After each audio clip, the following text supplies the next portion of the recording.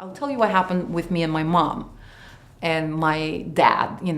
There were some memories as I was perceiving from my past that I wasn't very happy. Most of our children, most of the children had some memories that, hurt them while they were growing up. And I decided when I was playing with this, remember, before I started teaching this, I was my own guinea pig. I would never start teaching this. I wasn't absolutely convinced that this is true and works.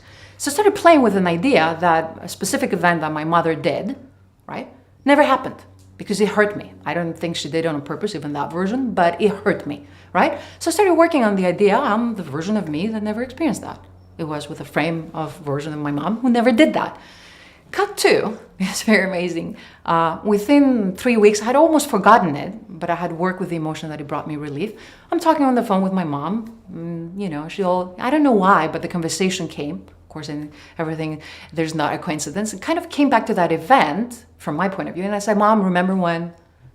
And the version of my mom who was on the phone was like, what are you talking about? That never happened. What do you mean? Like, literally, I brought the version of my mom who had no recollection of the event. Like, it was me insisting a little bit, come on, Mom, I don't remember. And then I was like, why am I insisting to go back to that version? My mom was not only said that, but she actually said something really interesting. She said, why would any mother would ever do that? Like, she was like, honey, why are you saying that? Why would any mother would ever do that? And again, it wasn't something major, but in that moment, it had caused me pain. So I immediately had a confirmation. So in that sense, did I replace my mom? No, I just went and visit the mom that never experienced that with a different version of me, which also didn't experience that.